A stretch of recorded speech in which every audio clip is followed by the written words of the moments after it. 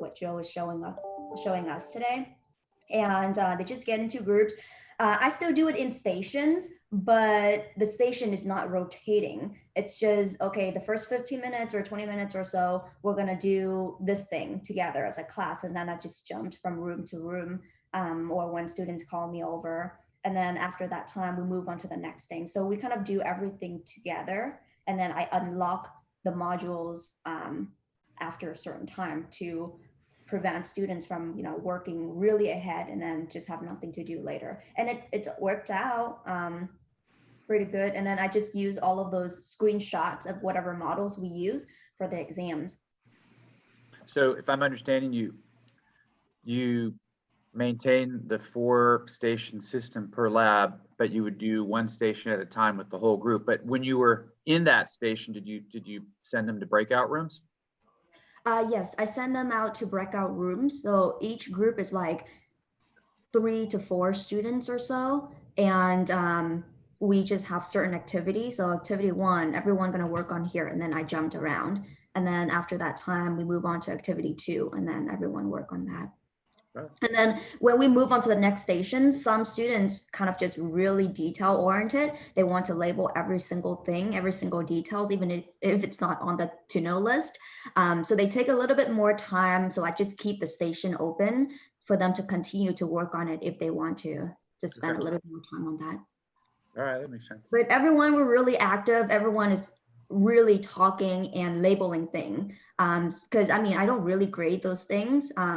It's just for participation, and they use it as their study guide because those pictures are what going to be on the exam. So they really care about what they label.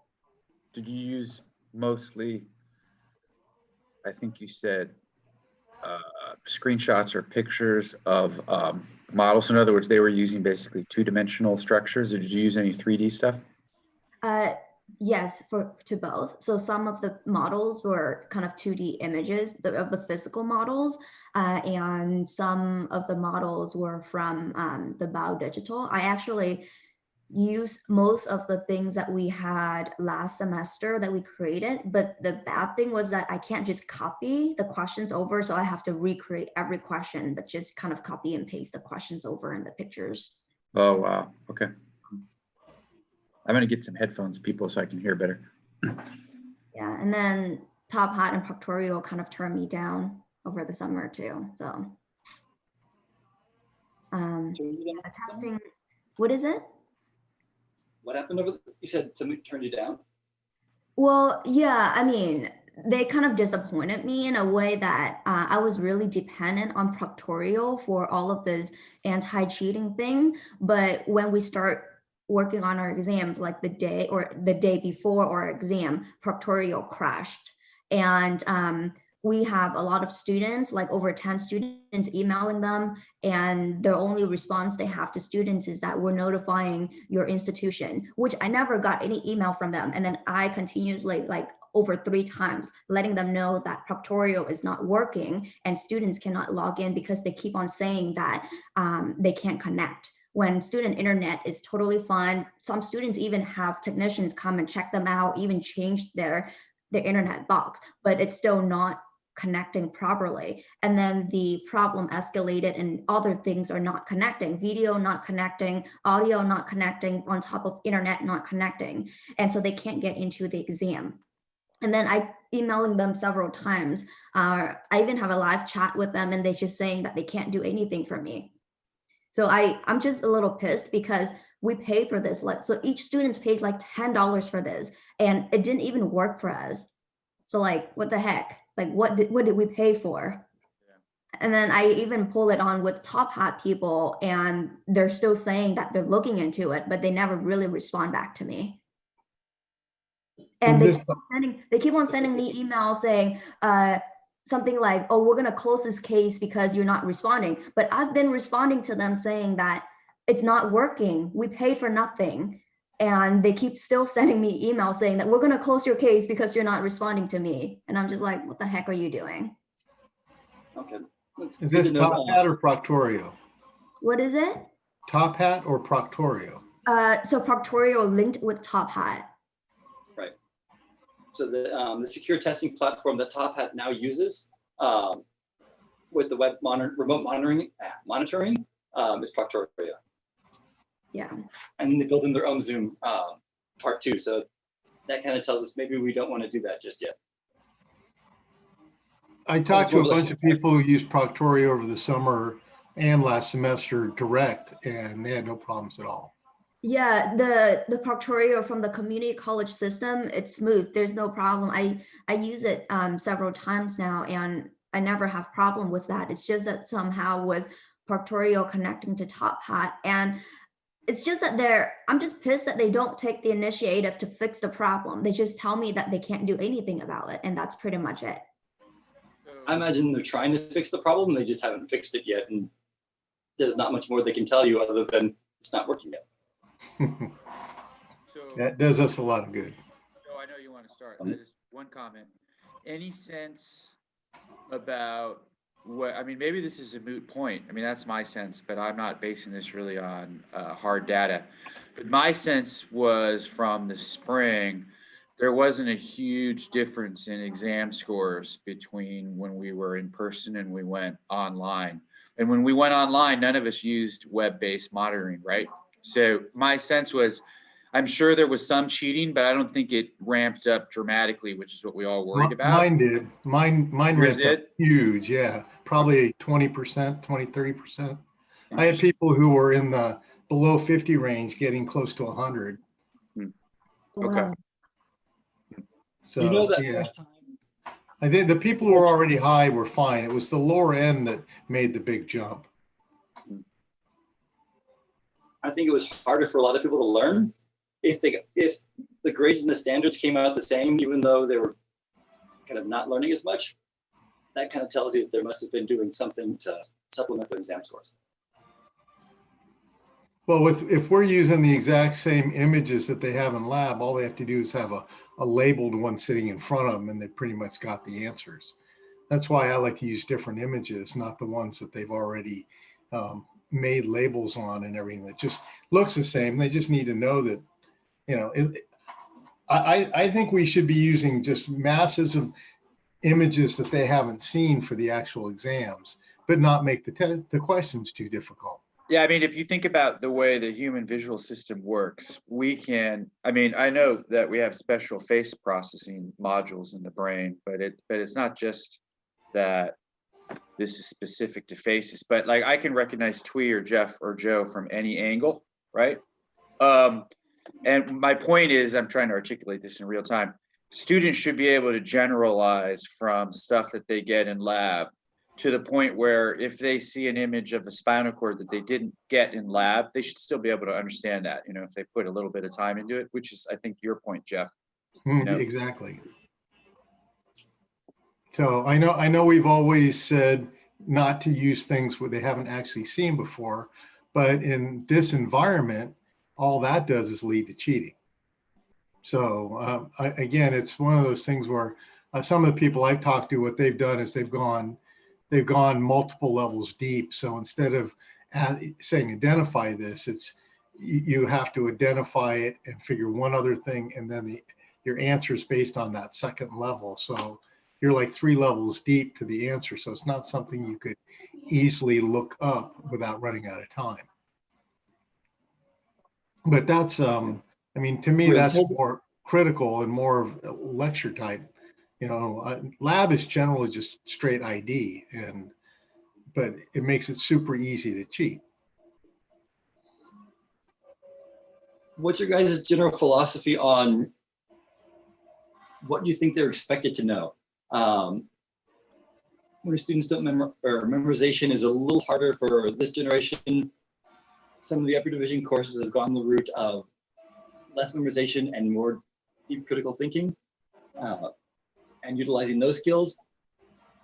But I kind of feel like in anatomy, memorizing the names of everything is kind of the point of purpose. And I think that's, I agree. Anatomy is all about identification, and without identifying those things, you can't go to the next level, which is what is necessary in the upper division courses.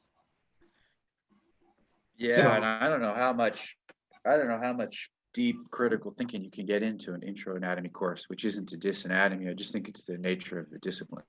Yeah. It's different from like neurophys or math where you can do problem sets and whatever. Homologous structures is about it, you know. Yeah. Well, you can get into all the spatial orientation, development, and a lot of function, but Yeah.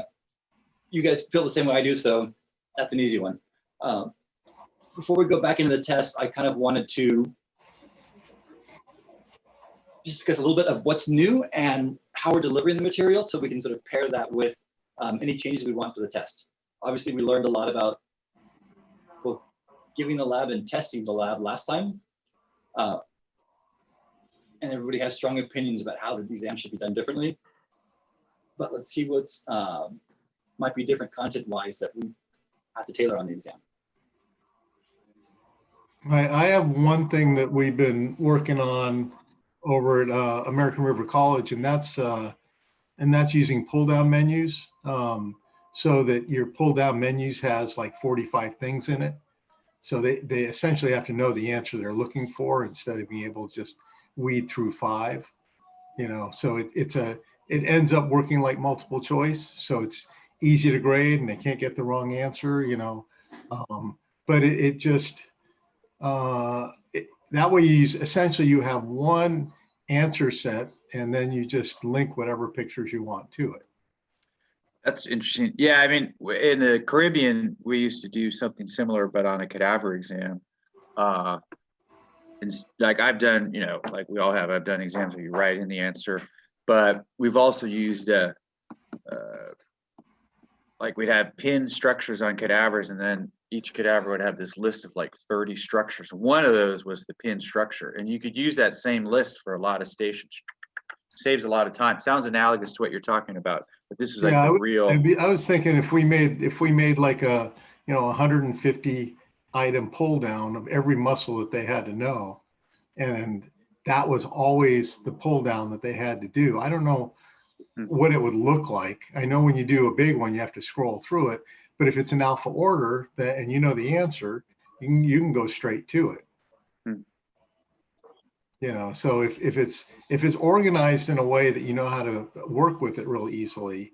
So I've been working on that to try to make, you know, just a standard question you can copy back and forth in Canvas, and then all you have to do is change the picture, and the picture will be pointing to something, and then you'll have your pull downs.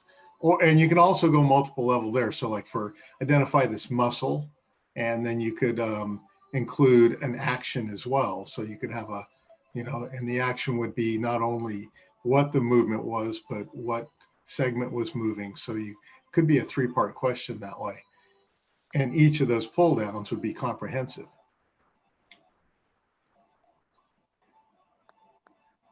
Anyway, that's one way I was trying to come up with something that a lot of people could use, yet using your own pictures and using your own type things, you could make it work for you. We just want to know, how does it, it sounds like it makes life a lot easier for us. I'm trying to see, how does that solve the cheating problem? Because I think that was one of the biggest concerns. Yeah, you would still have, this is back to using pictures that are not ones that they've had a chance to sit and memorize, label, and have in front of them. The only way I see to cover the cheating problem is to make sure you have lots of different versions of each question. So like 10 different pictures for one specific muscle or bone or something, so that sitting next to each other, they won't be getting the same questions, or collaborating, they won't get the same questions. It's not going to prevent them from looking things up, but if we make a second part to the question that is a little deeper, so it's derived on the way they answer the first part, then that might, it's more about how much time do they have, because given enough time, they should be able to figure it out. That's the trade-off I was wondering about, to see how you guys feel. If it's just straight up memory, right? We can't do full open-ended, take as much time as you want exams. No. If it's just simple identification, right? Because they can just have a key sitting next to them. and have everything or know everything. So Proctorio apparently lets you look at how many times they visited a question, how much time they spent there. And there's these great logs on them that give you all sorts of ways to tell. So if you're suspicious about something, because there are some people that shared some stuff where they had an individual that went back to the same question quite a few times and ended up spending a whole lot more on that question. And versus, so basically what you see is they went through and they answered, 15 questions really quickly and never Don't went they do back that? to those. Huh? Don't they do that in a regular practical too? Well, I guess. Well, I mean, normally in a practical, they go to the station, they answer it, and that's it. If you let them go back, we never used to let them go back. That's only something that's been more recent. Right. Some instructors do the second circulation, and some do the 10-minute free for all. Yeah, I think I don't have an issue with them going back a second time and looking at something, but I don't think they should be able to go back multiple times. And I think it still should be time limited on each time that they're there. But that's my feeling, because if they've done the work and they know their material, then they should be able to get through it pretty quickly. And then the other thing would be just the sheer volume of questions. So if you overwhelm them with test questions, then they're not going to have time to look them all up. They're going to need to know it in order to get through it. So how do you guys feel like you would err on the side of timing them versus deeper or more conceptual questions, like the extensions? Which would you prefer? I'm sorry, can you repeat that? I looked away for a second and male brain tunes out. You know how that works. One is you try to minimize the cheating side, short time limit, possibly Proctorio cameras, etc. And the other is they're not simple identification questions. There's these second order extra stuff with it. I think both. Those two.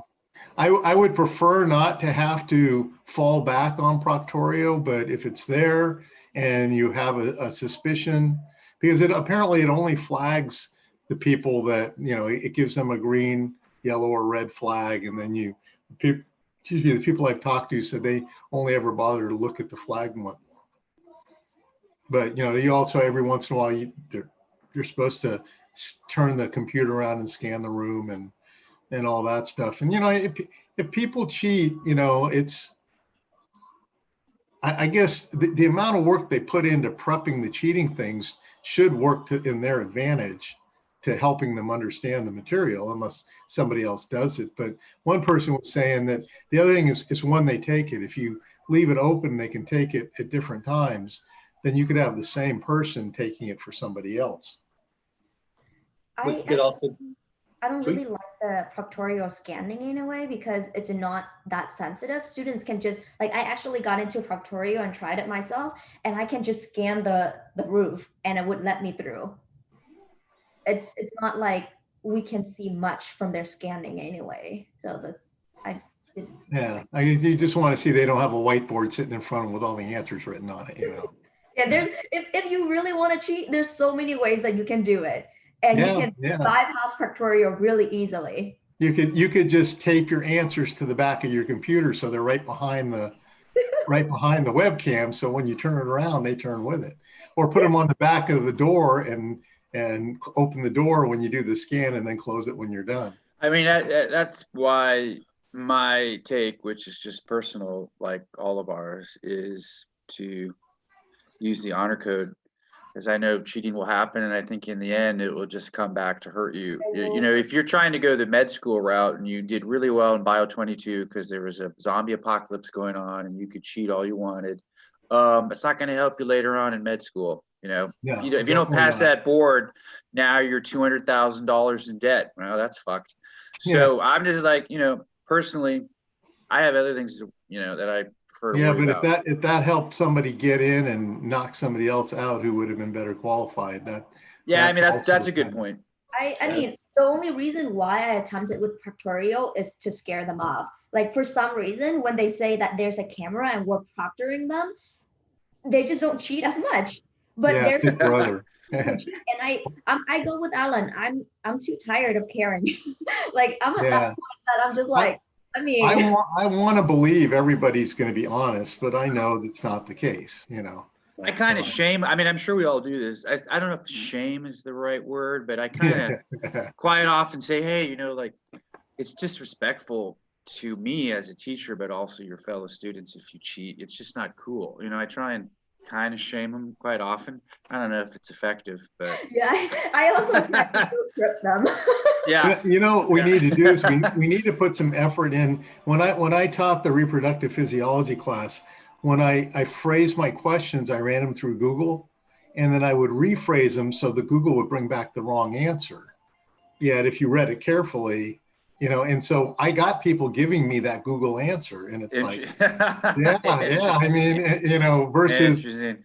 yeah. And so, I mean, Yeah. if we put a couple of those types of questions in there, and then don't, either make them not worth anything just as an indicator to us, Oh, that's interesting. Yeah. yeah, and not tell them that we're doing it, I Yeah. think it would, It's like the equivalent of bait packages that the police use to catch Amazon package thieves.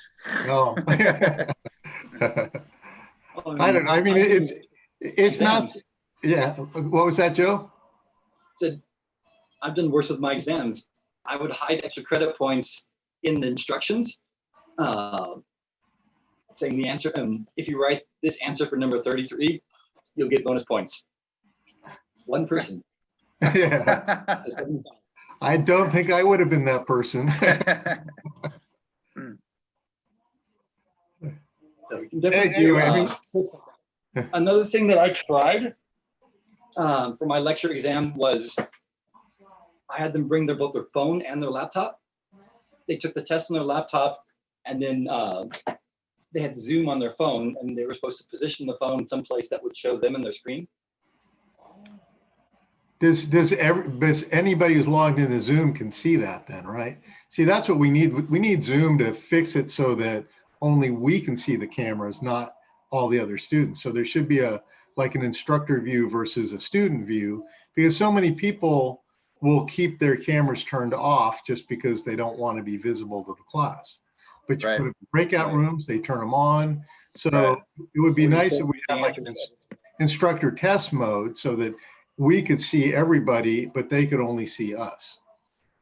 Another way that can be a little time consuming is that we can break students into a group that is only one person per group, so they don't feel like anyone else is seeing their camera. But then we can't see them, yeah, unless when Joe said that we could see all the groups at once, it's like, well, that's really cool. But I don't know, can you run multiple Zoom sessions at once? I know you can't be logged into multiple Zoom IDs. Actually, they just changed it so you could be in multiple Zoom meetings at once. I just found out that yesterday. It's a new feature. It's Cool. not what I've done for it though. Okay. I've actually gone to multiple meetings At the same time? On different It's computers just or on like- the same I computer? just use different accounts. You're just like, hey, all right, oh, Yeah, you guys, right, well, it's that. I've Oh, tried to wait, do all that, right. but yeah, you can't, on one computer, it'll only let you be logged into one account at a time. Yeah and no. If you use different browsers, they don't remember your other login. Oh, okay. I didn't think about that, but that's usually the case. Yeah. So let's see, what am I using for this one? Well, I don't know what browser it is because it popped right up. Or if you have multiple computers, you can do it that way too. Yeah, but see, it logs into your Zoom account. Your Zoom account is, so I guess that I would have to mess with that because, I have Zoom loaded on my computer, and I guess you would have to turn it off or something to be able to do that. And then But you'd it's still be a browser. guest everywhere. like we could probably do it on the instructor computer because we have 4 Chrome browsers, one for each instructor. And because you still have to log in through a web browser, right? The SSO pops up on a web browser. That's what it remembers. Does it work? Did you try it, or are we guessing? Guessing. So I know the login part works. I don't know whether or not the fact we do both apps. All right. So you Well, only I have mean, one Zoom installed. Parallel space. I'm hoping it works, you know, but until we actually shake out the bugs. So how's your progress coming on doing the remote access with multiple Zoom sessions? Have you? I guess it's tough for you because you don't even have a workstation at home functioning right now. It's harder to show you what I was planning on showing you because I would have to like remote log in through another computer I'm remote logging in through. So to show you a few pieces and then see if I can sneak onto campus for another time. All right. See when is a good time to sort of that part. So it looks like it's starting to clear a little. little, so we should be able to get back on tomorrow. I have to go to American River College in the morning. I'm assuming that we're not blocked because we're blocked at the moment, but I've already gotten clearance to go either tomorrow morning or Wednesday morning. So can we do this like sometime tomorrow, maybe in the afternoon or something? How's everybody look for tomorrow? I can do tomorrow. I can do tomorrow after 1 p.m. Twee? Well, for me, Sierra already started, but it's asynchronous, so I'm pretty much free as long as I don't. I actually, in retrospect, early tomorrow would be better for me. I don't know if that's how you guys feel. Well, Jeff, No, you're not allowed to retrospect. So I mean, I'm free. Well, Joe, when do you think you could be ready? I mean, anytime after this is fine. The problem is trying to show you not just to set it up. And it turns out that this mouse is incredibly slow when there's a Zoom meeting running. So I can't click anything because there's like a 5-second delay between when the mouse moves. So I just need either my own computer or I'll just do it from the room on campus. All right. Well, I'm pretty much available all day tomorrow and Wednesday. At some point, I need to go over to campus, so I'll need a couple-hour window there. So, if would you guys prefer tomorrow? So you prefer tomorrow over this afternoon, right? Oh, I'm fine anytime if you can get over there, but you can't get over there, can you? I can do this afternoon. I can get over there. Well, I mean, I think Jeff, I think we're allowed on campus, but they're telling you. It said critical personnel only, I think. So, Joe, are you critical? Yeah. If I tell them that I don't have a computer and classes starting in a week, they'll consider that critical. Yeah. That sounds, Yeah. We'll back you up on that one. Yeah, I can do it this afternoon. You guys are good. Yeah, I'm fine. Just give me if I don't respond right away, I might be outside. So sometimes it takes a minute to see the messages. Tweet, does that work for you? Wait, so we're meeting this afternoon? Do you have class this afternoon, Tweet? I was gonna drive back to Sacramento after this. But if we're meeting this afternoon, then I guess I can stay here for a little bit longer. How far away? That's the range of time. We can do this afternoon, or we can do tomorrow afternoon, it sounds like. Well, you can't do tomorrow morning, right, Jeff?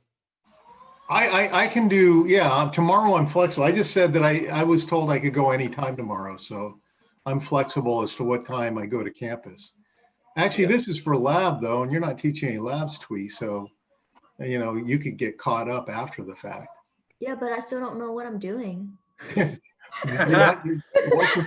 to our boat, you know. Could we meet? What's going on? I mean, you'll tomorrow? get a chance, but I think it's more critical that Alan and Joe and I get this figured out for our purposes. And then once it's figured out, it might be easier to bring you up to speed instead of you having to struggle with us, unless you want it for your other classes as well. I don't mind either way. I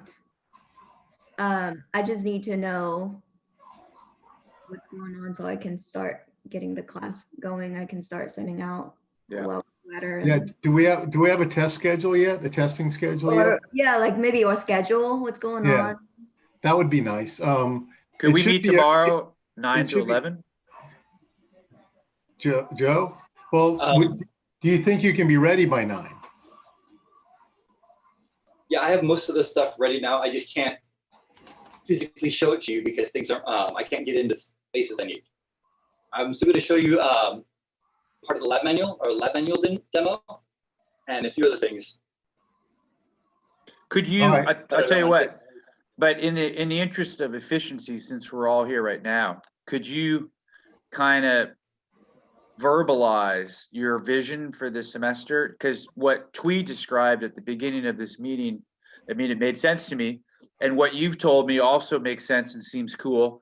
So maybe like today, if it took you like 10 minutes, we could just get a quick verbal sense of how you imagine we're going to put people in these different stations using remote access, whatever. And then tomorrow we can see it in real time. You know what I mean? Then we'd have 2 times with that information and it might stick in my head. Could you walk one of us through it? Let me share the screen and I'll show you what we got. And hopefully sharing the screen will work in this situation. One thing I want to mention, don't forget that if you're proctoring a test in Zoom, that you turn the chat feature off so they can't chat amongst themselves. Oh yeah, yeah. Because that's a default setting and you have to check it each time. Okay, so does that share? Not yet. Yep, there's something. Yeah, I can see your screen. Oh, Blank. A Chrome browser? Do you have to be a proctologist to proctor an exam? Sorry. I just had to get that out. That might get you in trouble. Didn't you tell me that was your area of expertise down in the Caribbean? Yeah, well, there was a 2-week, one summer for 2 weeks that, you know, I got to go down and do a little work, which was nice. And but they didn't tell me what I'd be teaching. I get down there and that was, it's just all bisect the pelvis and, you know, all that stuff. So yeah. Anyways. All right. I don't have that. We're still connected, but I don't have there it is. Okay. I had to wait for it to come back. So yeah, it made it through finally. I can see your screen. Yeah, I can see. Looks good. So here's the biggest change for this semester. Because Blue Door was bought out by Top Hat, the lab manual has been converted to Top Hat format, which is what's killed a bunch of my summer. You can see it for yourself if you open up the sandbox, or I'll just share it here for kind of what it looks like. If this mouse stops running all over the place.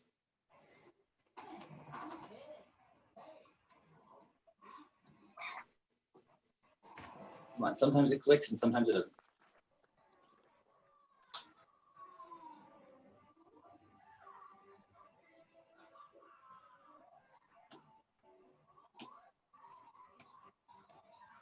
There it goes.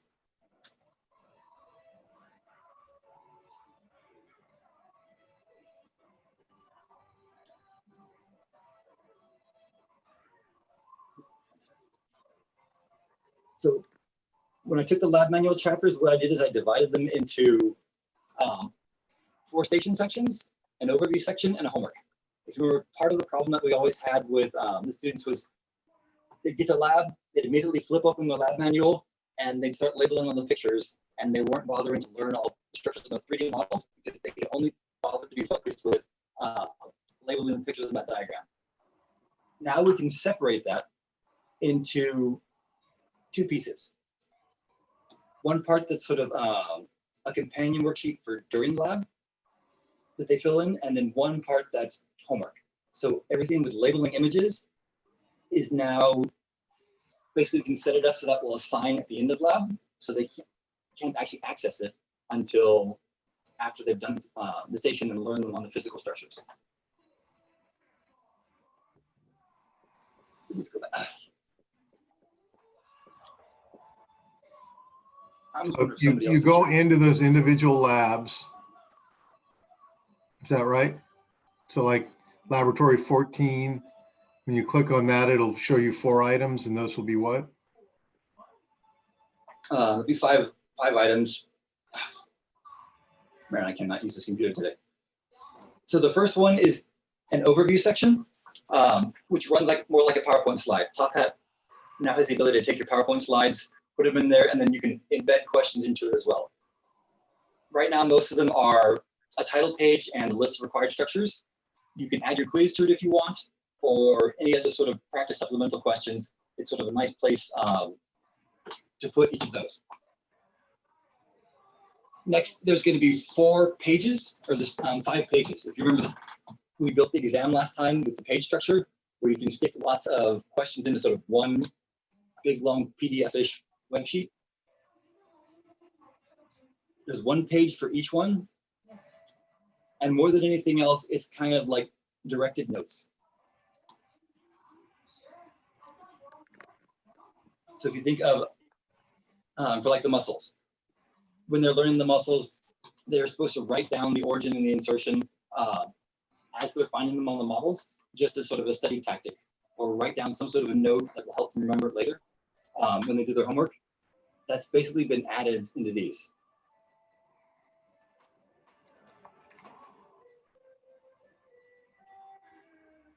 I think I might just show it to you tomorrow because I can't actually click on the right spot with this mouse.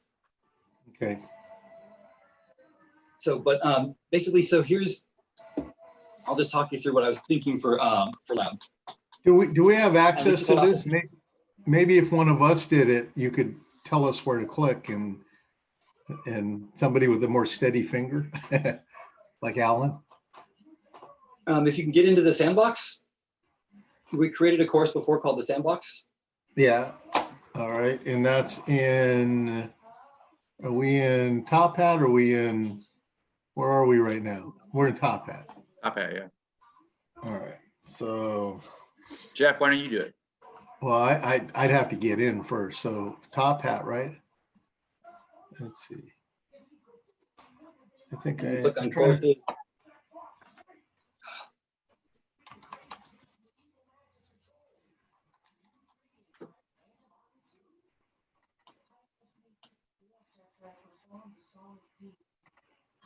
I should still have to copy it over there because the publisher. let's see. So what's the easiest way to get into Top Hat? Is there a link, or do I just go to Top Hat? Yeah, just Go Top to, Hat. just do Google search for Top Hat, and one of the options that comes up will be under it will say login. Uh-huh.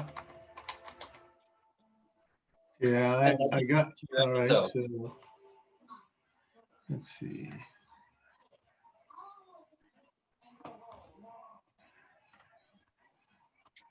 Says, welcome back. Well, how come it doesn't give me my login?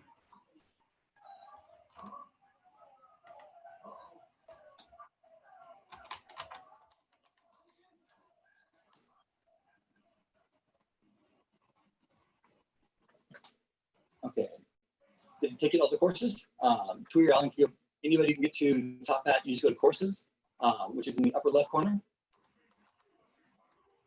And then one of the courses will be the Bio 22 Sandbox. Yeah. Yeah. Online Sandbox, right? Yep. Yeah. And then from there, look for the folder called Done and Ready. Okay. Oh, I think I might actually be able to show it now. Okay. So this is what the lab overview one looks like. If I were to if we're going to show it in class, I present it as slides. If I just want the students to be able to see it on their own, you just assign it as review. And it's, the title page of that chapter plus. And the list of required structures. okay. Oh, okay. Yeah. Okay, so I finally got logged in, so. So that's the overview. Think of run, for now, try to run the lab kind of like we were doing in the physical lab space with a 15-minute overview and 4 station rotations. Yeah. When it comes time to rotate the stations, they'll use this. Use what? If I'm waiting for it to click and go to the next slide. Okay.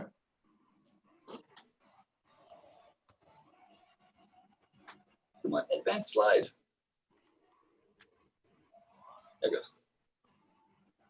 So our map of the room, and then each one of these tables must be a link. So you know how you can join a Zoom meeting just by clicking on a link? Yeah. Each of these tables are a link to that Zoom meeting that hosts it. So what I've set up is that these the computer on each one of those tables has its own Zoom account and is going to host a perpetual Zoom meeting. So a Zoom meeting that just never ends. And then students are basically going to join the meeting for 15 minutes, exit that meeting, move into the next one for 15 minutes, exit that meeting, and just move from meeting to meeting, just like they would move from table to table. And so we got to set up groups though in this first lab, right? Yes. I mean, we kind of always set up groups in the first lab, which is usually done by go and sit wherever you want, and that'll be a group. Yeah.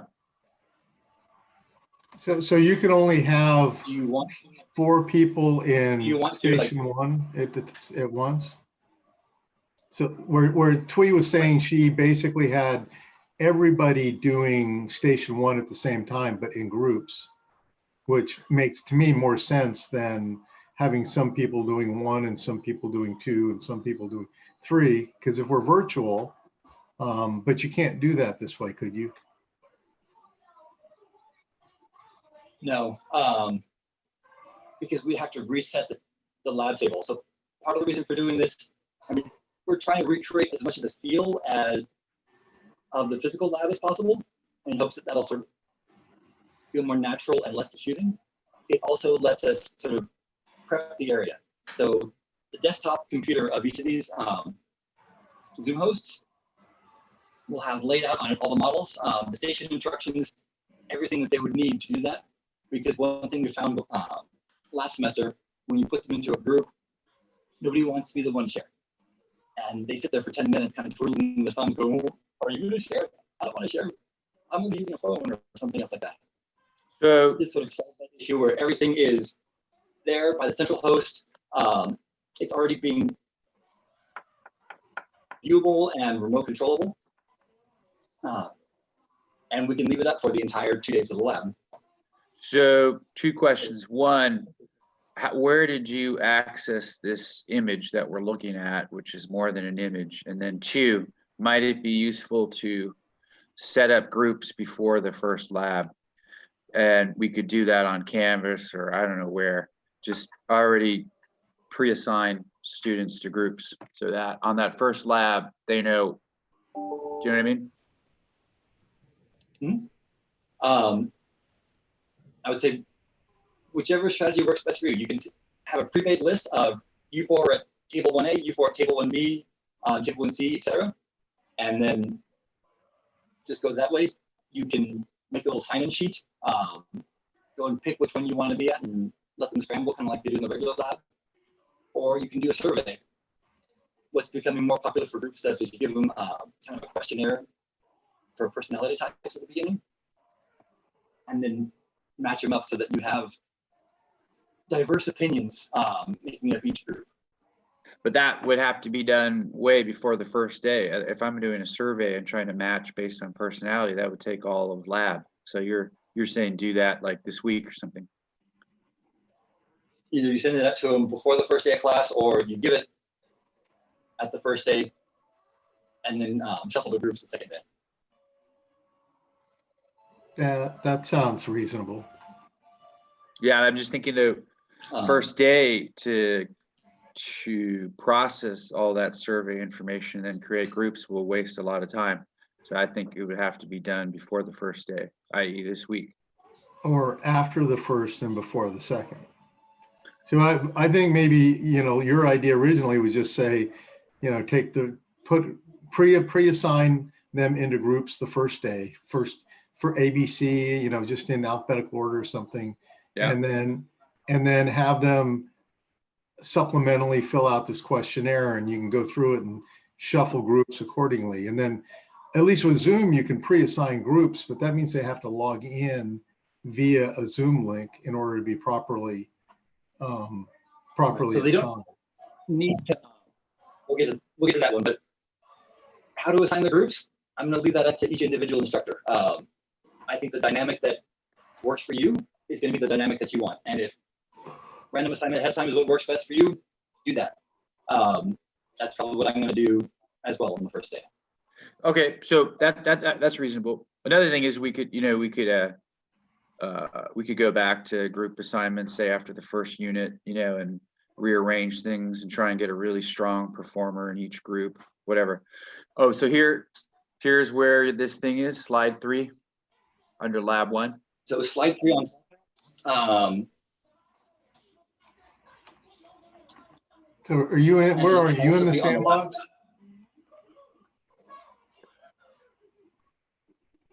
That one was in the sandbox. Stay. Looks like we got Alan, you're going to be giving him the intro? Yeah. All right, here's the deal. Work around for multiple Zoom meetings.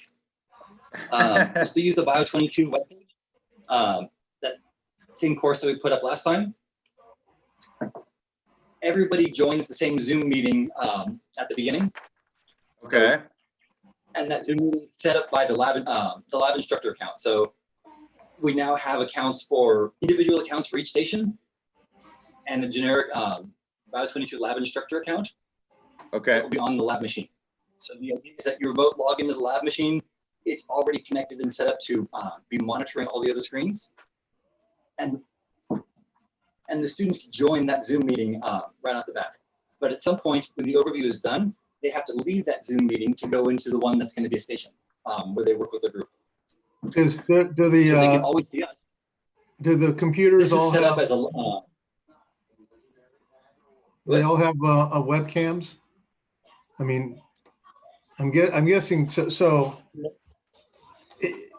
since they won't physically be sitting together, it'll just pop up as their own webcams, and then ours will represent the actual monitor itself, the station monitor will be us, or will that be the For the student? shared? Yeah, I'm just. All right. So first thing is having a way for the students to see us, or for us to answer the students' questions at any given time. Because the problem with the breakout rooms, right, was once everybody goes in the breakout room, you can only see and talk to people in that breakout room. So you have to sort of manually go to each one. To have the students see all of us all the time is we're setting up that overview Zoom meeting with a live stream. So it's live streaming to a YouTube video that is then basically pasted on a website that's being displayed or shared on each station's desktop. So in addition to the station instructions and the models, there'll be a running video of you. Then how do you talk to one group without all the other groups seeing you? If you wanted to talk to just one group, then you have to go and join one of the individual Zoom meetings.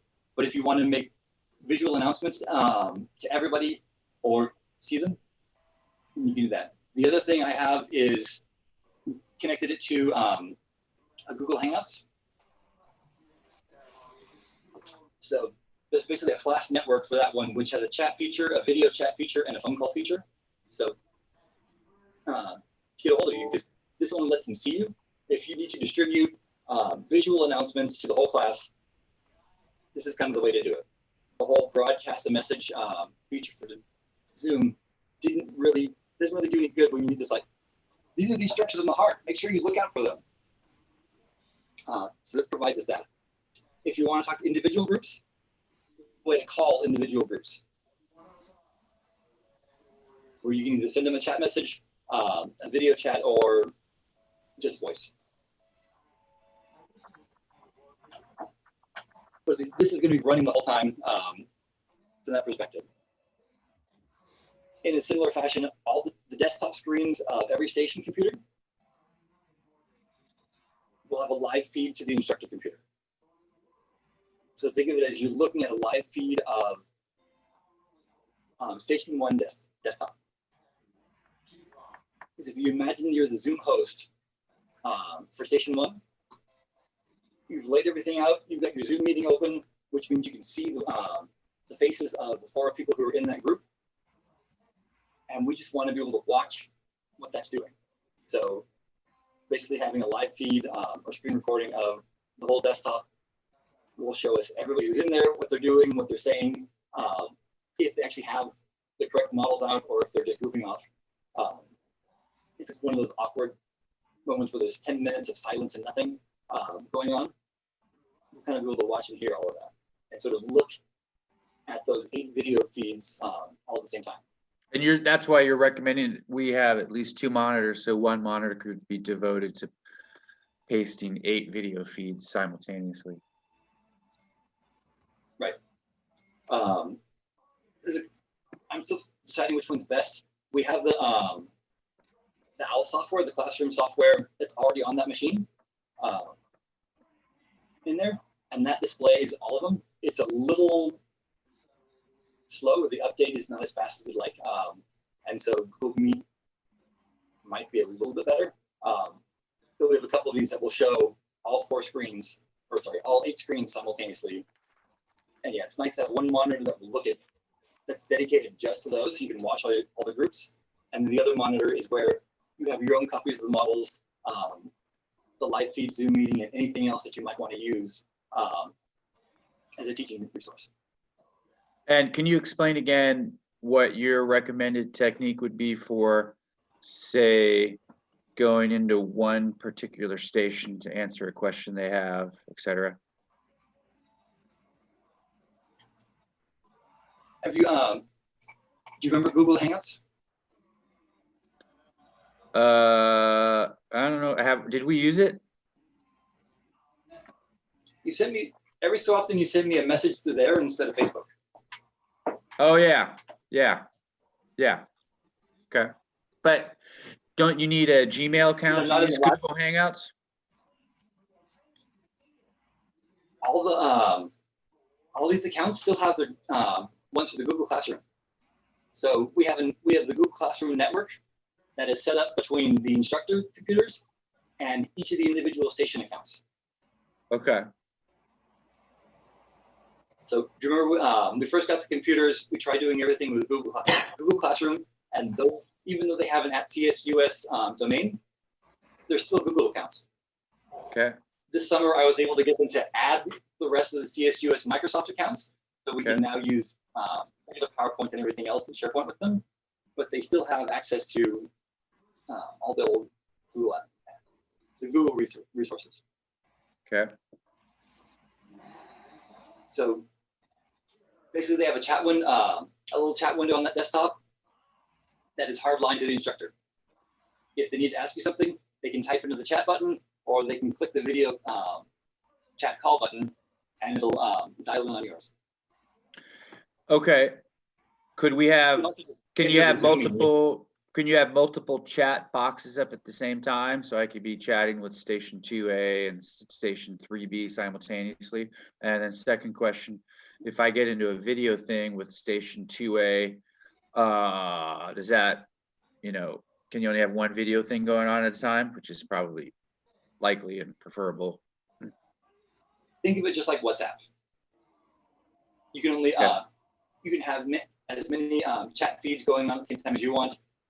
You can only call one person at a time unless it's a group call. Okay.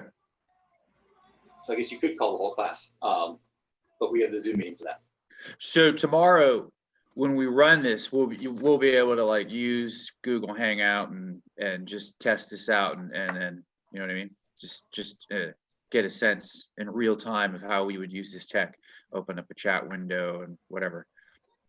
Right. And basically everything should kind of be laid out in an app format on the desktop. So the desktop should have the Zoom window, the Hangouts chat area, and then the web pages that contain the lab station instructions. And I guess your own top hat. From a student's perspective, how easy is it for them on first day of lab going to be to just do this, navigate this new system? I mean, we recommend that That's as easy as it is for us. Yeah. Basically, for the students, they're going to want to have 3 things. Okay. Zoom, so they can log into that first Zoom meeting at the start of class. Yeah. They're going to want a web browser that's open. They can actually, they don't even need that. A web browser that's open to Top Hat. Okay. Because they're going to be doing some Top Hat things on their own. Okay. They could also be on their phone. They can have Zoom on their computer and Top Hat on their phone if they want. Okay. Is that? And then one more that's going to be. Actually, I guess they don't have to do that. We can link Top Hat to Everything to Canvas, right? We can What? put a Top Hat button in Canvas, so they just have to click. Good that. idea. But I'm wondering, so you're saying 2 things, not 3. They need Zoom, We and can then also they need it. Yeah, they need Zoom, and then they need Right, a the web third thing- browser to open Top Hat. So are you thinking The third thing is really by they're Zoom, gonna need basically. they're gonna need two tech devices usually? Or do both on the same screen. So it's possible to run Zoom that takes up like 3/4 of the screen, and then one more web browser to answer Top Hat questions on the other one. Okay. So they could do 2 monitors. They could fit everything on 1 monitor. They could go back and forth if they had to. Yeah. So think of when they go into a station, that station is going to have station instructions like normal. They'll be a little bit more interactive. Yeah. Pseudo PowerPoint Top Hat-ish, but they'll sort of lead them through. This is how you find each of the structures. We hope to follow them that way. And so All right, that's sort of a group. They're going to be running a Zoom session in lieu of that virtual lab that we were using last time.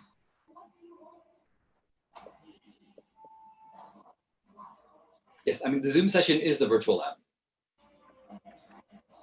So okay, it seems to me like for tomorrow, then there's 2 big chunks of new info or whatever that we're dealing with. One chunk is how we get all up to speed on this tech, so we know how to run a lab, and we also know what students will expect. But then the second chunk is that I'm thinking about is how much of the information is all ready to go for these first labs? Is there anything we need to create? Because next week we're running 2 labs, and I just want to know, what do we need to create, or is it all ready to go?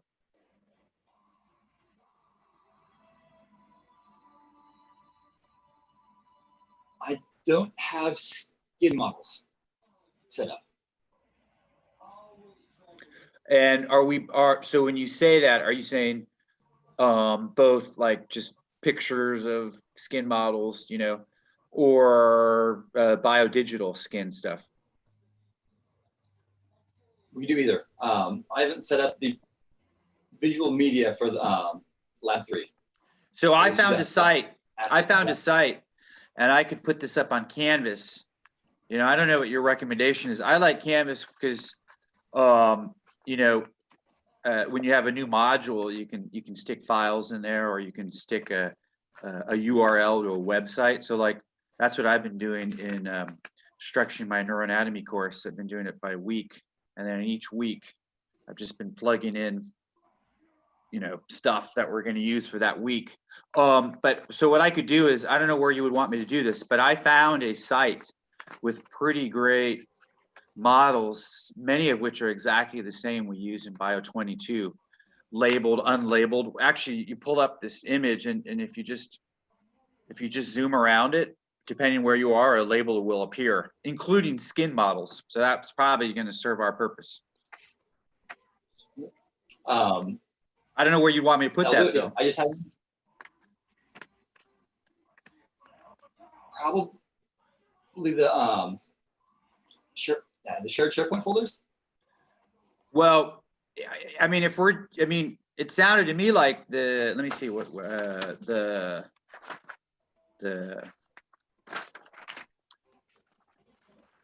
I mean, sandbox, the the virtual lab- sandbox, the Top Hat sandbox, I thought was the go-to location for all up-to-date info. Yeah. Bio 22 online sandbox. I thought that's the up-to-date place for everything related, anything that we're using in this lab, or am I not correct? It's only Top Hat. The Top Hat sandbox can only show Top Hat stuff. Okay. So if you have things that like regular websites or models and pictures you want to share, Yeah. you can't put them on Top Hat unless you're embedding them into a question. But we need to put them somewhere where the students can access it. But you know, so now we're talking about 3 potentially separate things. We got Top Hat, we got Canvas, and then I think you mentioned something else, a notebook or Microsoft Teams. So it just seems like kind of burdensome. The web page we made last semester, that whole Bio 22 lab, we're still keeping that and using that. The sandbox? That's the place to, it's not the sandbox, that's, it was a SharePoint website. Okay. Does this look familiar? Hit the home button.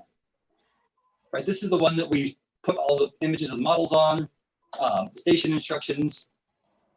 Everything was on here last time. Yeah.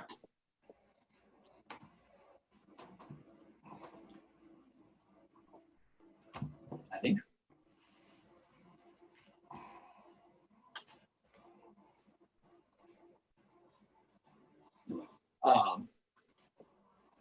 Basically, everything that we want the students to have goes there. The advantage of this over Canvas is that it's the same thing for everybody, or you can give it to everybody, and Canvas isn't very visual. It's kind of hard. You can't really post pictures on Canvas. You only post a list of links of pictures. So, can you, but maybe in Canvas, this is what we need to do on each lab, on each Canvas lab site. We need to have a link to this SharePoint site, because I don't know how I would get back to that SharePoint site. I'm sure I could figure it out, but it's got to be simple. On Canvas, we can just put in the URL to this SharePoint site, and then you know, and we can direct students to go there, and right, then we know where to go. And then you're saying once we get there, all of the information for all the labs will be there, right? Basically, setting up the desktops of the individual stations. I'm kind of just using split screens on the web browser so that they still have access to everything after class. We kind of want to restrict them during class so they focus on the material, but they still need to be able to look at it after class. And so that website will still be available. We don't want to just throw away everything we did, all the hard work we did last semester. So that was what that virtual link went to. The virtual lab link went right to SharePoint, right? Right. So that was the lab web page. We called it, I think I called it the virtual lab. I think my internet died, which is why it isn't showing you anything.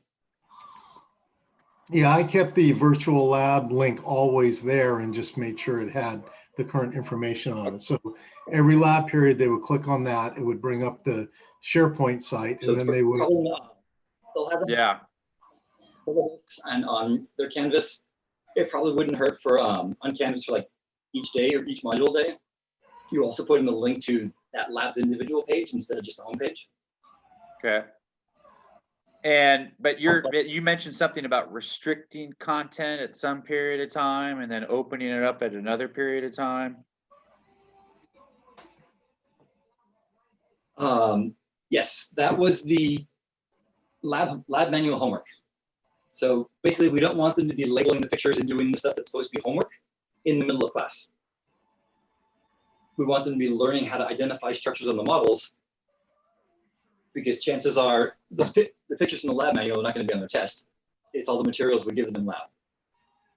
So And this will that carry over homework to is in Top Hat? the homework is in Top Hat, as are sort of supplemental notes. I guess we got distracted before we finished it.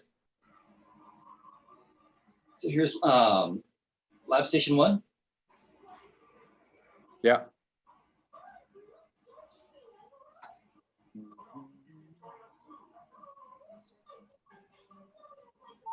And basically it just walks them, it's the note-taking component of that lab.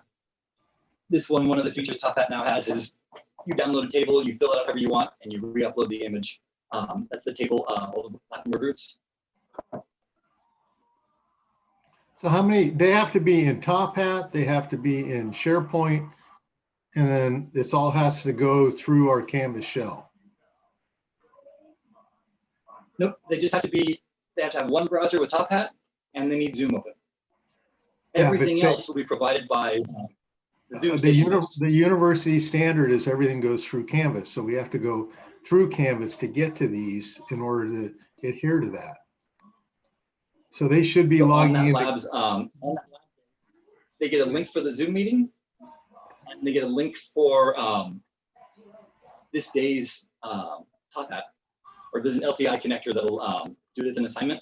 So honestly, we've never had to make it as Canvas assignments, but that's not a bad idea. You can I create a mean, Canvas the assignment. link, yeah, the links have to be in Canvas, and then that's, I mean, we don't want them to be accessing. With Zoom, if you go through Canvas, it gives you better control. It's more of a secure type thing, and then so they should essentially be logging into Canvas. Everything they need should be staring at them there, and when they click those, then it opens up those windows. So they shouldn't have links outside of Canvas. They should be going through Canvas to be consistent with every other class they have. No, that's fine. They can have the links that go to each of those. I know Top Hat, they can also just open up their phone, because once you assign it, they kind of get a push to their push message to their phone as well. All right, but to kind of maybe get back to Jeff's point about how, like, just exactly how many browsers or things we need to have open, and to our discussion about the skin models that you need, I think you were saying for the site I found with good labeled interactive skin models, I'm going to have to put that info on the SharePoint site. So then how are students accessing that in lab if you're saying they're accessing stuff via Top Hat? But I think you also said they can't access the skin models via Top Hat. Zoom. So remember, they're going to a station, right? Yeah. Think of it just like the physical lab. When it's time, they get up and they walk to that station, and on that station are a bunch of models and station instructions. Yeah. And there's a group to identify all the structures on there. Yeah. Same concept. They're going to go into 4 students will go into a Zoom meeting. Yeah. Laid out on a screen share will be the station instructions and all the models. Well, okay, I don't understand. Like, say we got it. So how are these skin models going to get there? Let's just take this as an example. So where the host gets them from is what you're thinking of. And those are going to be on the SharePoint site. So the host.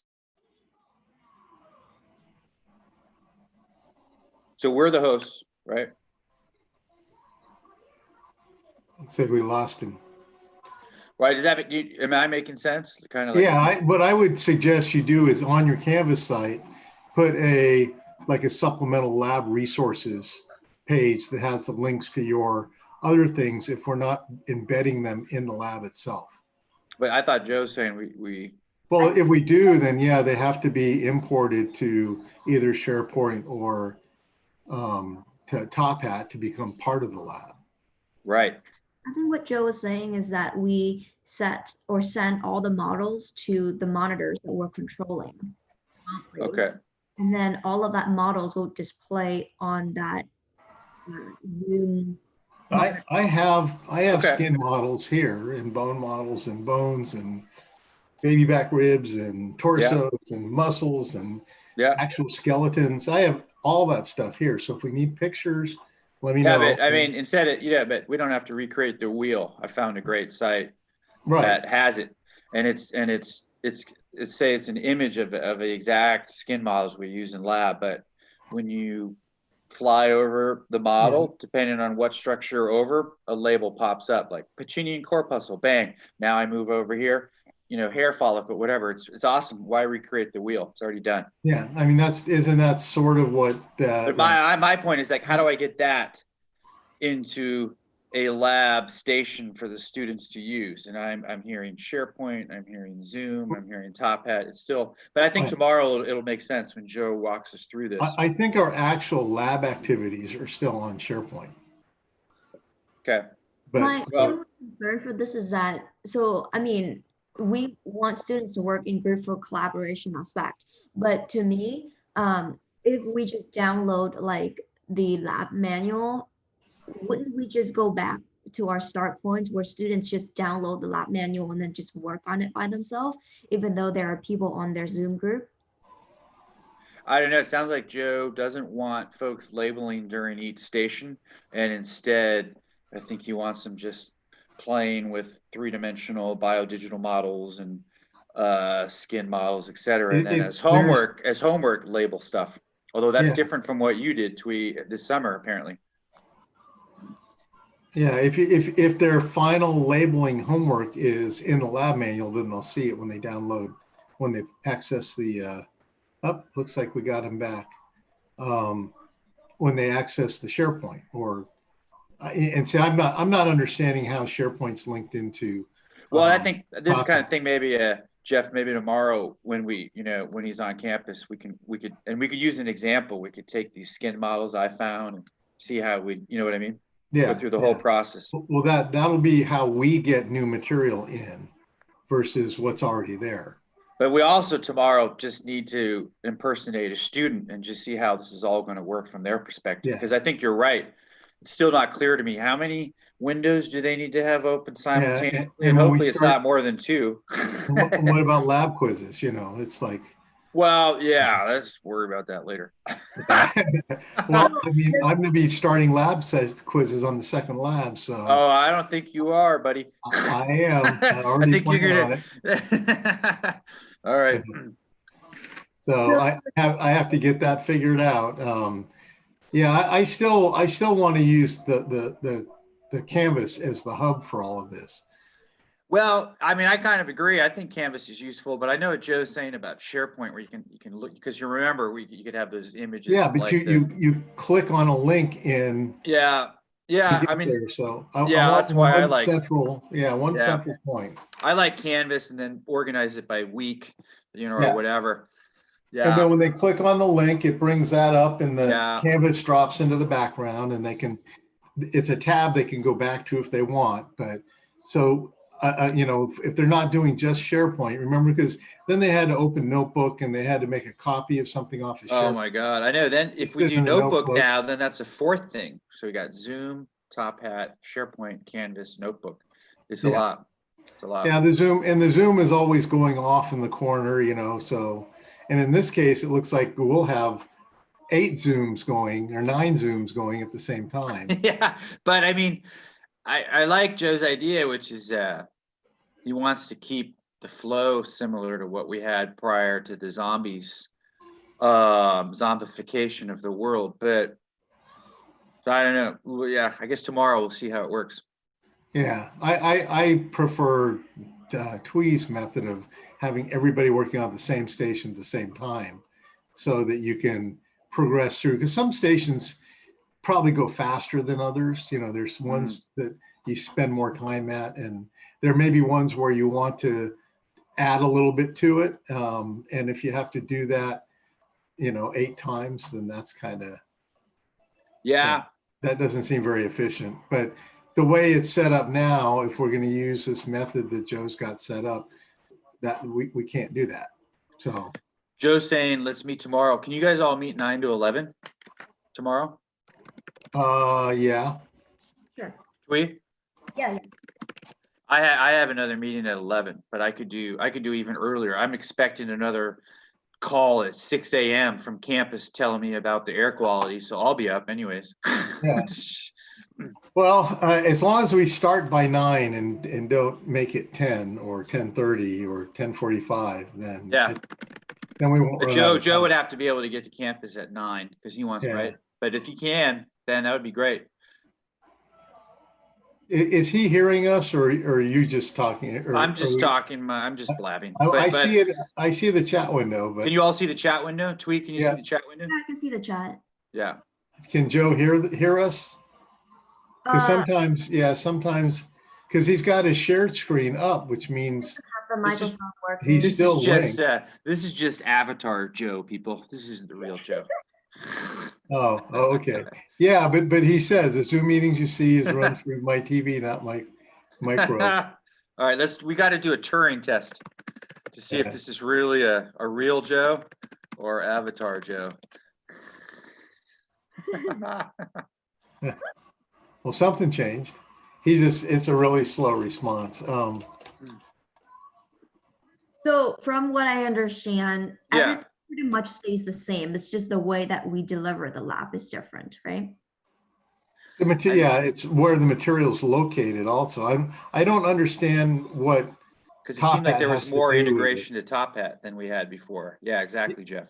So, Yeah, but- so I think it's a little different tweet than before. That's where I need clarity. Like it's similar in that he wants to use SharePoint again, and that's where we're going to put models and stuff. But it's different in that it seems like there's more Top Hat stuff going on. So I need more clarity there. You know what I mean? Is that right? I think so. I'm just gonna. And I think he's saying we're gonna access SharePoint through the virtual desktop Zoom sessions or something like that.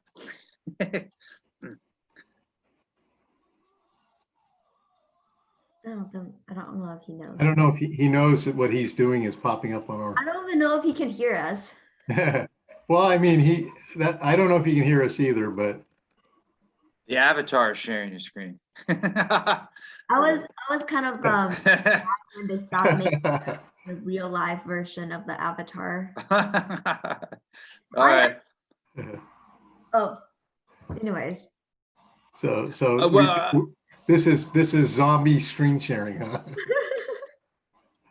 So I'm just thinking, Twee, you've built a lot of models this summer. Did you do all that on SharePoint or was it just on Canvas? No, it was on Top Hat. I use mainly Top Hat. So all the models that I created, it goes, or I give students a link because I tried to embed it in Top Hat before, but we went through the same problem we had, which is a lot of loading time.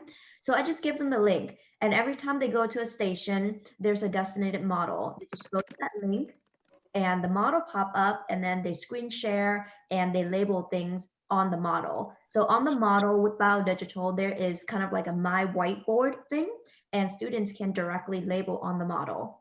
Or some of them just like the editing part of the Zoom, it's kind of like annotation or something like that. And they would just annotate it there. I wonder, I mean, well, Joe can't hear us, but I mean, I wonder, he's put a lot of work into creating this new vision, which involves remote desktop. But I wonder if I just don't want him to. But whatever. I think it might be useful tomorrow for you also to demonstrate what you did, Twee, because that sounds kind of reasonable too. I don't know, and maybe we could combine both things. See, he Okay, can great. hear us. So maybe we see both things. It sounds like maybe what you did, Twee, we could integrate into Joe's vision somehow. I just don't see. I'm not seeing where the SharePoint fits in all this. I mean, seems like it's a complicating thing. I mean, worst case scenario, I could save a lot of time for you guys by having all of these models pre-created. So all you really have to do is just get my link and embed it into wherever you want I mean, it. that to me just seems really wise from an efficiency point of view, rather again than recreating the wheel. But I think so tomorrow We got to think about how we could do that and help Joe out on how it fits in Joe's vision. You know what I mean? Well, our labs are already set up with other things besides biodigital. So Yeah. I think to me, biodigital is adequate, but not great. Oh, another thing I'm a little concerned about biodigital is that we're expired. Like we can't make more models.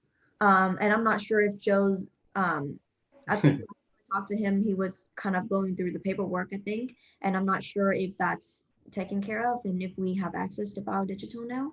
That's right. You had to just pay, right, Twee? Just to Yeah, keep going. I pay like $4 a month to Ah, use biodigital. all right. Okay. All right. So Joe, we see you again, but you're muted. Yay, he's back. We were just saying, Joe, maybe, maybe tomorrow too, you demonstrate your vision, but maybe Twee also talks a little more about what she did, and maybe we can integrate those things. Because it sounds like there's less reworking of the wheel that would have to happen if we could use some of the stuff Twee created, especially for the first units, maybe. I don't know. I mean, I'm open to plenty, trying to make sure that people have some basic resources. And a lot of what I was trying to do is just to make it feel like the original physical lab. Yeah, totally. Yeah. Because that would be easier on you. So yeah, if when in doubt you think of this is how we would have done the physical lab, it should be similar. That may not be the best way for the online person. I'm hoping you will make life a little bit. They've never been into the physical lab, so they wouldn't know any different. Yeah, well, some of them probably have. That's true. Some of them have. How many did you fail, Twee? I have students who took the class 3 times. Wow. And he was a little shy talking to me because he feel like he's kind of, basically ashamed for taking the course multiple times, and he was afraid of talking to me again. Yeah. Well, that's not going to help him pass it then. But I mean, I wonder, like Joe, do you think it would be possible using your configuration? Let's say 4 students are in lab station 1A, okay? And when they're in there, they interact with the model, say using Twee's technique via Top Hat, right? Couldn't that be possible? Yeah, I didn't hear all of Twee's technique because you were muted for a while. Yeah. Well, Twee said she embedded models in Top Hat somehow. The full 3D models in the Top Hat into a page, or? So I gave them the links on Top Hat because when I embed the models, it was too, it's pretty slow. So I just embed the link, and then every time they go to a certain station and certain models they have to look at, they just click on the link and then they just open another page to look at the model. That's the same link that would normally be in SharePoint, right? Yeah. So you could use that link to embed it anywhere. So I'm just thinking, like, okay, that then maybe eliminates the need for SharePoint. I'm just trying to see how this could be more efficient, because we're already, it sounds like, Joe, we're using Top Hat more, and Twee used a lot of Top Hat this summer. So if the links were in Top Hat instead of also in SharePoint, which just seems like it's more confusing to me and the students, wouldn't that make it easier? You have to make sure they're always assigned and visible, right? In Top Hat, you can't see anything unless it's assigned either as homework or yeah. And you control the timing of it and everything else. Yeah. Sorry, did you say assignment? The whole point of SharePoint is that it's a resource that is always there. It's the same thing for everybody. Every course needs their own Top Hat, and so you have to make it 8 times. Each person has to make it the number of times they have labs, which is still fine and doable, but it's nicer to only have to do it once. Well, can you do a bulk? Could you do a bulk copy from one lab to the next lab on Top Hat? Yeah, you have to copy it each time. The links in individual pages are still great, and that's kind of the way that the station activities are going. Some of them, they started with the old paper or interactive PowerPoint presentations, and then top up questions and slides put in. So I think that's a perfect integration, because the idea is to have or have the questions or the station instructions go through top hat. Yeah. Well, maybe we could, SharePoint is better as sort of visual library. and they can all, and your point is that with SharePoint, they can just go there whenever they want on the weekend, out of class, out of lab. Yeah. It's also where they get information about PAL's Open Lab, sharing resources with other people who are not in their specific section. It's kind of the overall course. This is anything that you ever needed. You don't have to use it, but it's always there as sort of the library where everything exists. Will there be PAL this semester? To my understanding, yes. We don't know whether or not it's going to be done in lab or not. So before they're kicking around the idea of the PALs actually going to the Bio 22 physical lab Oh, and having students call in to there. We'll see whether or not that happens. It might be Okay. like last semester where they just have a room that students call into, but they should still be open lab. And then I guess the SharePoint will make sure that they have that's something that PALs can see. What I'd like to do is that to Twee's idea where you put them into the top hat, just great and go for it. I'm trying to have a way to actually embed the top hat web page into the greater SharePoint page. So they go to the lab one SharePoint, it's got the top hat questions, it's got pictures of the models, and it's basically a full layout. So it has everything that we've done, but it's one sort of master location to go to.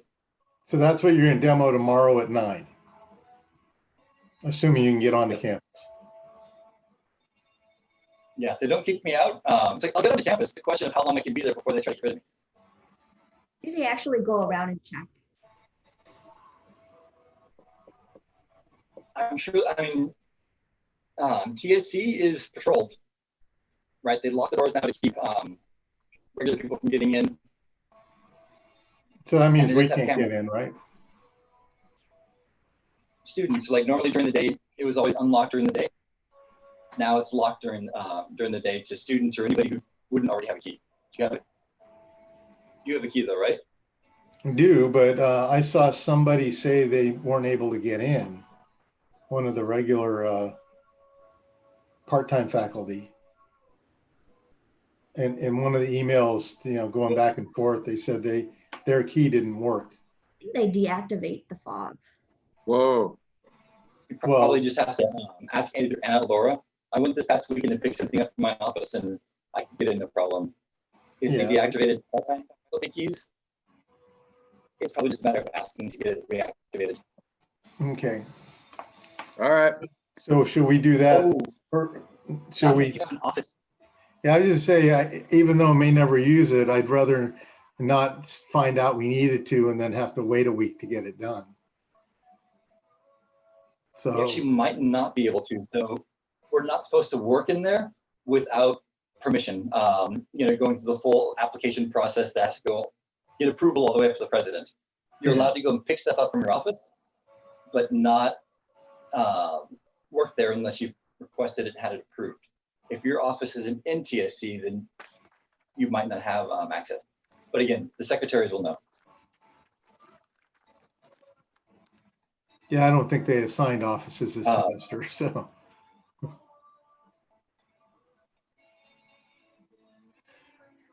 All right. There's All so right. much that we're just sort of figuring as we go. So tomorrow we'll give you a link for a Zoom meeting that would be the beginning of class with the instructor account, and just pretend like they're students, and we'll run you through it and see if you think it's actually simple enough for the students to do, or we need to make changes or toss it out. You'd also said that you were going to have some guides available. Are you still working on that?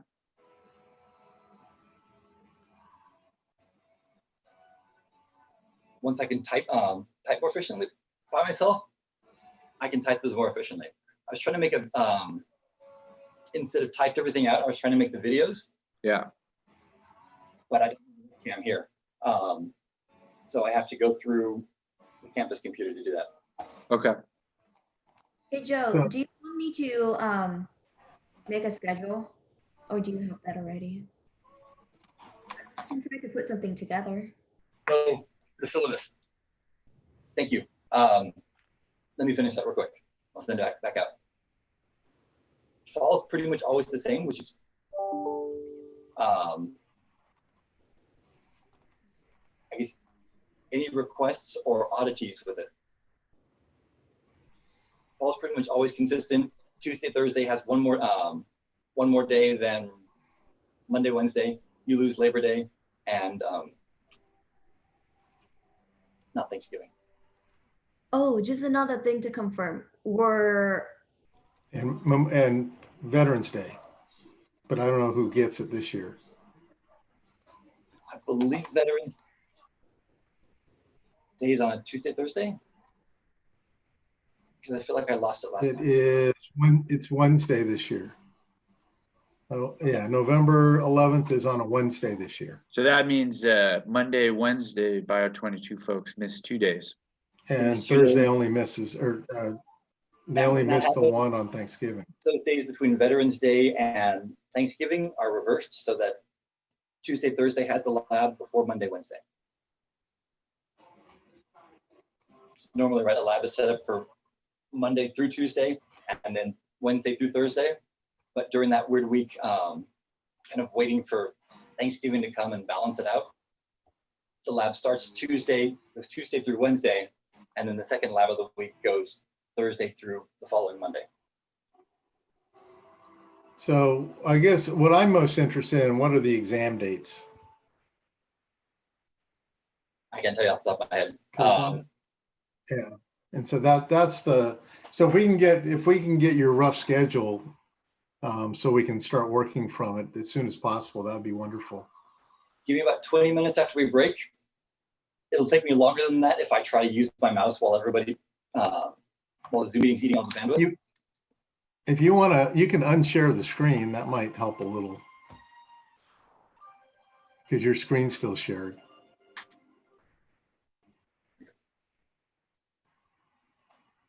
Try to pull it up, but given the size Yeah. scale on. Well, I mean, yeah, I'm just looking for the dates, know which weeks or exam weeks. Because we need to also be thinking about making, I don't want to get stuck in some of those situations we were last time for exams where, the day before. And as usual, I get to do the first one again. So except for if it's Tuesday comes first, then Joe does. So, I mean, I'll either Joe or I'll be the guinea pig each time. But I mean, I'd like to feel a little more confident going into them this time. Sure. And I thought they all worked out really well, but it was still mine. I never had issues. You guys all had issues. Oh, I think I figured out what went wrong. It's just that different versions. So certain version has the problem and the other versions didn't have the problem. It just so happened that Jeff, none of your students have the bad version. Well, I pulled in my own copy and made all my changes and locked it in, but tried to keep it away from Joe. And so they had already started it, and then Joe made changes. And I think the trouble is when you make changes, it seems it has other effects, especially if multiple people are trying to do them at once. Well, the good thing is TWE has exams for the whole course, and then we have exams we use in the spring. So hopefully there's less that we have to, obviously we tweak, change some things, but it's not like we'd have to start from ground zero for every exam, right? Definitely. Yeah. So for I still think we need to increase the number of options per question, though. I think we should be running 10 versions per question. Oh, I already have a lot of versions for all of my exams. So I think at least 3 to 5 versions per question already. So if you add in a few more, we would have plenty of versions. Yeah, yeah. So I mean, I work on the premise of 10, 10 options per one, and that way people just, it's less likely they'll get the same question. Because they're probably have they're texting on their phone to each other, and if they're having different versions, then that helps a little bit. But Part of the question is, or for the discussion on designing exams, do you want it the same style of Top Hat or Canvas exam, or do you want the sort of 90-second video feed, Um, or you see? if we move it to Go. Canvas, there will be a lot of work because all the exams or all of our rough draft versions is already in Top Hat. So we don't want to convert it. We also have the option of, do you remember the video or the one method I showed you guys as a potential last semester, where first made it in PowerPoint, put all the models in there, made each slide 90 seconds, and then that ran as Show a it. video. On Zoom? Show the video. and then Oh, yeah, where's show it on Zoom. and the answer sheets where? The answer sheet could be either Top Hat or, I mean, it could be Top Hat, it could be Canvas, it could be a fillable PDF. There's a dozen different options. Probably still keep it with Top Hat because it's easiest to sync with the rest of the Top Hat grades. Well, before That we would sort of respond, restrict the what's your time. preference? Joe, what would your preference be? If it's just, if the exam is going to be just labeling identification, then restricting the time with that sort of rotation, I think I prefer, because it keeps it most like the regular semester. And it minimizes the bandwidth that it takes, because they're just getting a stream of a video instead of loading the whole model. And so people who have slow internet aren't going to be as impacted. But how do you have different versions? Yeah, I don't think you do. Right, if you still show the same, if basically the image that was being showed for 90 seconds is one of the ones we made last time with like 8 different labels on it, you could pass out different answer sheets.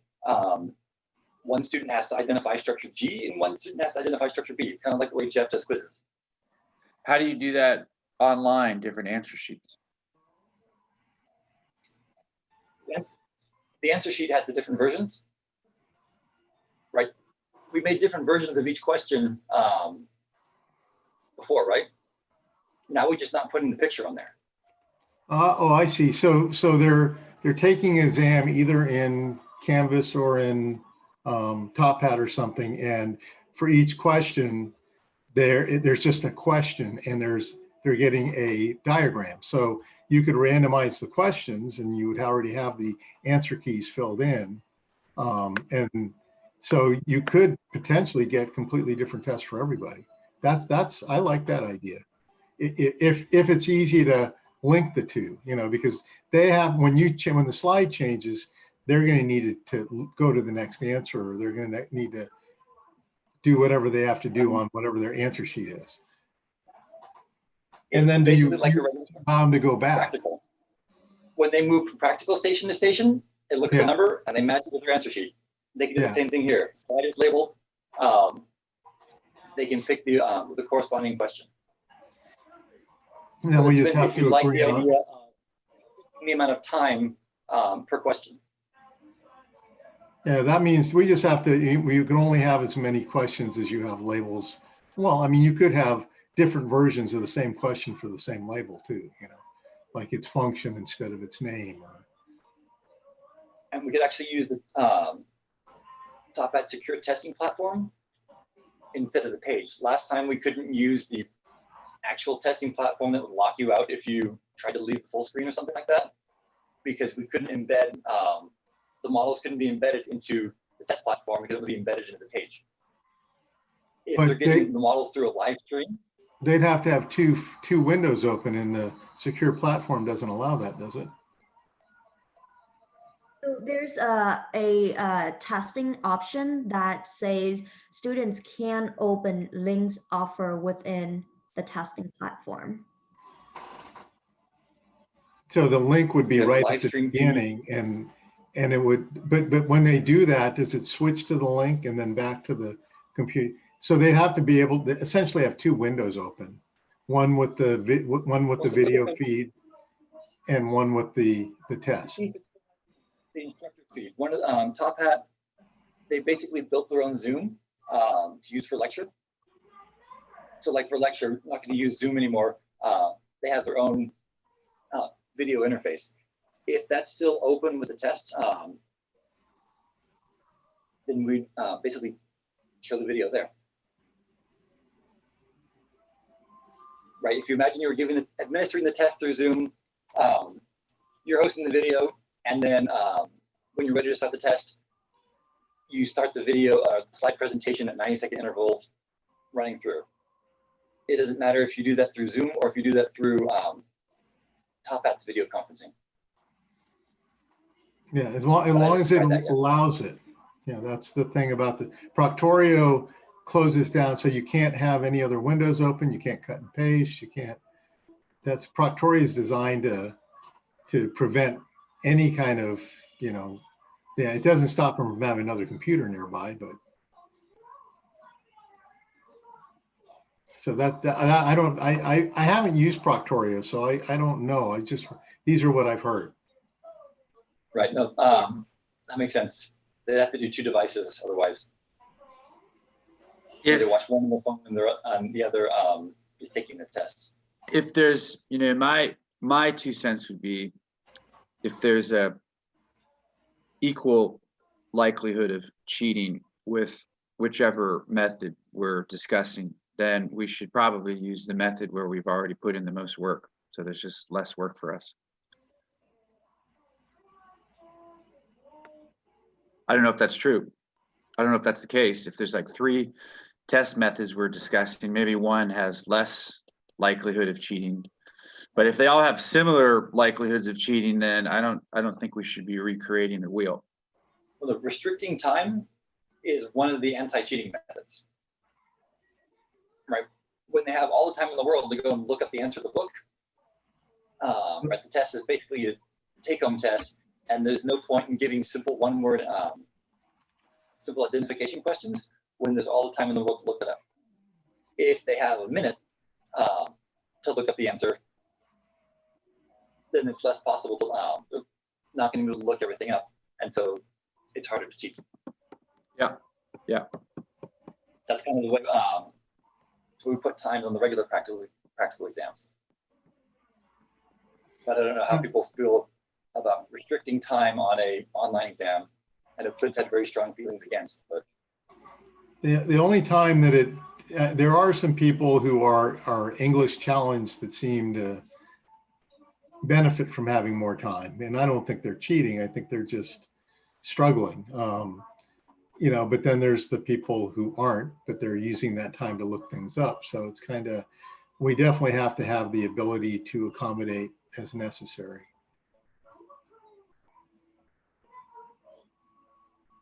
I guess we can do the same thing as the regular semester, right? Anybody who needs more time,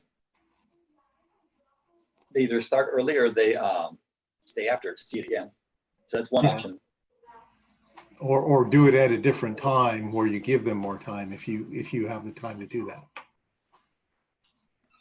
Or if we don't want the streaming video feed, we can time restrict each individual question on Top Hat. So they can only open up that question for a certain amount of time, although they kind of look at it from before they open it up. We definitely have a couple weeks to figure this out, but I'm glad that we started talking about it. And I don't see any reason why we can't change testing formats by the test, you know, because that's also, you know, if they figure out from the first test that, oh, I can cheat by doing this, and we go to a different format in the second test, you know. So I don't, you know, I hate to think that we have to do this because of cheaters, but The other thing is when our assessment should be testing, their knowledge, not their ability to look up an answer. Right. And it also had a big impact on student morale. The higher achieving students are kind of deflated, like, why am I working so hard when everybody else can just go cheat, or everybody else can just go look up the answer in the book? So it's not just about stopping the cheaters, it's sort of about the morale and the self-esteem of everybody else. Yeah.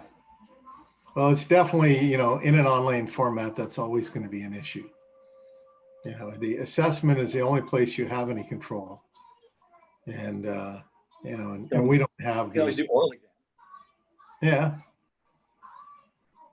Yeah, Have somebody one-on-one stand, oral exams. Yeah, schedule an hour appointment with each student, and randomly show them pictures and have them give you an answer. Yeah, that would be really fun. Okay. Well, so I say let's charge forward with what Joe's going to show us tomorrow, and be thinking about how we do this. Quizzes and lab quizzes and stuff like that. I mean, we got to figure out what we're going to do. I want to try to get my syllabus put together, so I need the schedule so I can figure that out. Right. I'm supposed to talk to Top Hat people, and then we'll get the lab sections out. The Top Hat lab sections out to you guys. Has anybody made their own already? For my, the lab sections are already out. Yeah, they're probably already there, but I haven't done anything with it. And we also have to remember to trap the wait lists by the end of the week. Yes, look at them. We might have, if you've already made it, we might have to nice and copy the files into them, because they have to pay for the lab manual. We have to just make sure that it tracks on Top Hat's side, so that you guys get a copy of the lab manual in your Top Hat folder. I'll send you those out later today. I just got to talk to Brendan this afternoon. All right. Okay. What time tomorrow did we decide on then? 6 a.m. You'll be on campus by then, right? 9 to 11, I think. I'll probably be coming from Woodland, but I can be. Yeah, 9 to 11. Put it on the calendar. Okay. All right. All right, folks. Really fun. See you then. Yeah. Thanks, you all. You too. Ciao. See you tomorrow. Okay.